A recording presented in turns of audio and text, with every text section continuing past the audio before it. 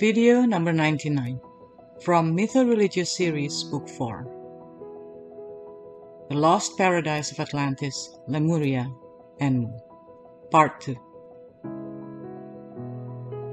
Dear fellow truth seekers, in my previous video I have shared the background information concerning how the Western world heard about the sunken paradise of Atlantis, an island that submerged in the middle of the ocean due to the anger of the gods. The name Atlantis comes from the Greek word that means island of Atlas. In Greek mythology, Atlas was the primordial titan or giant who held up the celestial spheres. The description of a tribe called Atlantean who lived in Libya was first mentioned by the Greek-born in Turkey historian Herodotus, circa 484 until 425 BCE. In his Book 4 of History, he describes them as living in the area of Mount Atlas in North Africa, and in Book 1 he mentioned that the ocean west to them is called the Atlantis Sea. This name became the name of the present-day ocean, i.e. the Atlantic Ocean, that is the second largest ocean covering approximately 1/5 of the Earth's surface. This ocean is bounded on the west by North and South America. It connects to the Arctic Ocean through the Denmark Strait, Greenland Sea, Norwegian Sea, and Barents Sea. To the east, the boundaries of the ocean proper are Europe, the Strait of Gibraltar, and Africa. In the southeast, the Atlantic merges into the Indian Ocean, and in the south it extends to Antarctica. It is believed that the lost paradise of Atlantis is located in this ocean. As I have explained in my previous video, the most complete source of information concerning the lost civilization of Atlantis can be found in Timaeus and Critias, written by the Greek philosopher Plato.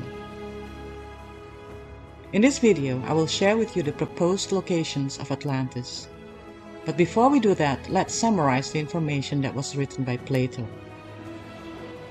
In Timaeus and Critias, there were 4 people present in a discussion or storytelling: Critias, Hermocrates, Timaeus, and Socrates. Although Plato was the one who wrote the book, he himself was not mentioned as present during the discussion. The discussion is intertwined with stories of the gods, parables, and social interpretation, and if we remove all this, we are left with the following information. 1. Timaeus and Critias was written by Plato at 360 BCE. 2. The story of Atlantis was known to them via Solon, the Greek statesman. 3. Solon heard the story from Egyptian priests that he visited who claimed that the Athenians had forgotten their true history because their civilizations had been destroyed several times by natural calamities. 4. The fall of Atlantis happened during a war that took place 9,000 years previous to the discussion, so it's around 11,500 years ago. 5. The event took place even before the time of Theseus, the mythical founder of Athens. 6. The war was between those who dwelt outside the Pillars of Heracles and those who dwelt within. The Pillars of Heracles are 2 points that were believed by ancient Greeks to mark the limit of their known world. The points are 2 highlands jutting out pillars into the sea. One is positioned in the British Overseas Territory of Gibraltar, off the southwestern top of Europe on the Iberian Peninsula, flanking the entrance to the Strait of Gibraltar. Gibraltar is surrounded by the Mediterranean Sea and has no contact with the Atlantic Ocean.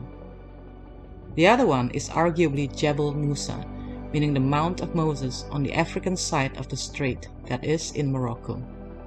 7. Those who dwelt inside the Pillars of Heracles were the Greeks or Hellenes, led by the city of Athens, and the one who dwelt outside were the Atlanteans, commanded by the kings of Atlantis. Note: it is strange how Solon mentioned that the Greeks were led by the city of Athens when in point number 5 the Egyptian priests informed that the event took place prior to the time of Theseus, the mythical founder of Athens. 8. Atlantis was an island greater in extent than Libya and Asia. Note: The understanding of Libya and Asia of the Greeks then was not the same as today. At that time, Libya is referred to a landmass the size of modern North Africa, and Asia as modern Middle East. 9. After it sunk by an earthquake, Atlantis became an impassable barrier of mud to voyagers sailing from hence to any part of the ocean. 10. The names in the story are Hellenized even for the Atlanteans because Solon intended to use the tale for his poem and inquired into the meaning of the names, and he found that the early Egyptians, in writing them down, had also translated them into their own language. Thus, Solon recovered the meaning of several names and when copying them out again, translated them into Greek language. 11. Inside the temple was a giant statue of Poseidon standing on a chariot of 6 winged horses, surrounded by 100 Nereids, sea nymphs riding on dolphins. Around the temple were statues of the descendants of the 10 kings, and there were many great offerings from the people of Atlantis and foreigners alike. 12. Atlantis had extensive trade with foreign countries. Atlantis had rich sources of metal. They used brass, tin, silver, gold, and a most precious metal after gold called orichalcum, probably a mixture of copper and gold, to decorate their buildings. They also quarried 3 kinds of stones: black, red, and white stones. 13. Atlantis had temperate climate with cliffs on most sides, and it had high and beautiful mountains on the north. It had cold and hot waters flowed from underground. 14. The lost city of Atlantis had a canal from the sea to an inner lagoon. They had many triremes, war galley with 3 banks of oars, naval supplies, and war chariots. 15. Atlantis also had very rich flora and fauna. It had all kinds of animals, wild and tame. It even had elephants. It had all kinds of woods, fruits having rind for drink or ointments, chestnuts, also fragrant things, roots, herbage, wood, or distilled essence from fruits and flowers. On top of that, the Atlanteans also had twice harvests in a year. The land was really fertile and there was abundance of food. 16. The kings of Atlantis ruled in wisdom gloriously and blessed for a great time, until finally the kings became unrighteous and full of greed. So the god of gods, Zeus, decided to inflict punishment to correct that once an honorable race. Then the rest of the text written by Plato is missing. Where is Atlantis? Many locations in almost all continents of the world have been proposed as the location of Atlantis. Let's have a look at these locations, beginning with Europe first. Santorini, Thera, Crete. A theory holds that Plato's story of the destruction of Atlantis was inspired by massive volcanic eruptions on the Mediterranean island of Santorini or Thera during Minoan times, around 3,500 years ago.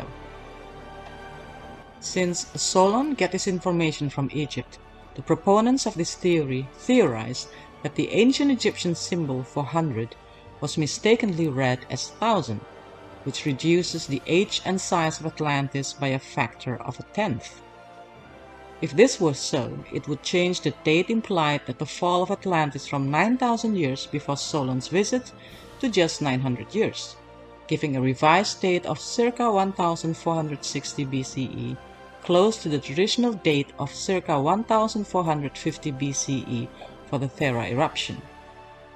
Thus, with that alteration, the age and the location fit Atlantis well. Celtiberia, northern Spain. According to Jorge Maria Ribeiro Meneses, Atlantis was in northern Spain. He specifically argues that Atlantis is the underwater plateau known internationally as La Danua Bank and locally as the Cachucho. It is located about 25 kilometers or 15.5 miles from the continental shelf and about 60 kilometers or 37.3 miles off the coast of Asturias. Its top is now 425 meters or 1,394 feet below the sea. Ribeiro Menezes hypothesized that it is a part of the continental margin that broke off at least 12,000 years ago as the result of tectonic processes that occurred at the end of the last ice age. He argues that they created a tsunami waves with heights of hundreds of meters and that the few survivors had to start virtually from scratch. Detailed studies of the geology of Ladanoa Bank region have refuted the hypothesis proposed by Jorge Mario Ribeiro Menezes that Ladanoa Bank was created by the collapse of the northern Cantabrian continental margin about 12,000 years ago. Marine sediments that range in age from Lower Pliocene to Pleistocene cover large parts of Ladanoa Bank and fill the basin, separating it from the Cantabrian continental margin, demonstrate that this bank has been submerged beneath the Bay of Biscay for millions of years. Tartessos, Spain. Andalusia is a region in modern-day southern Spain which once included the lost city of Tartessos, which disappeared in the 6th century BCE. The Tartessians were traders known to the ancient Greeks who knew of their legendary king Argantonius. The Andalusian hypothesis was originally developed by the Spanish author José Pellicer de Ossau y Tovar in 1673. In 1997, supposedly independent of earlier research, German teacher Werner Wigbold also claimed this to be the location of Atlantis. Wigbold suggested that the War of the Atlanteans refers to the War of the Sea Peoples who attacked the eastern Mediterranean countries around 1200 BCE, and that the Iron Age city of Tartessos may have been built at the site of the ruined Atlantis. According to Wigbold, satellite images show two rectangular shapes on the tops of two small elevations inside the Mars of Donana, which he hypothesizes are the Temple of Poseidon and the Temple of Cleito and Poseidon. On satellite images, parts of several rings are recognizable, similar in their proportion with the ring system by Plato. It is not known if any of these shapes are natural or man-made, and archaeological excavations are planned. Geologists have shown that the Donana National Park experienced intense erosion from 4000 BCE until 9th century CE, where it became a marine environment. For thousands of years until the medieval age, all that occupied the area of the modern marshes Donana was a gulf, but there was not even a small island with sufficient space to house a small village. Sweden, Scandinavia. Olaus Rudbeck wrote Atlantica, where he argues that Scandinavia, specifically Sweden, is identical with Atlantis. According to Rudbeck, Atlan means fatherland, and it was the original name of Atlantis. He also argues that the capital city of Atlantis was identical to the ancient burial site of Swedish kings Gamla Uppsala.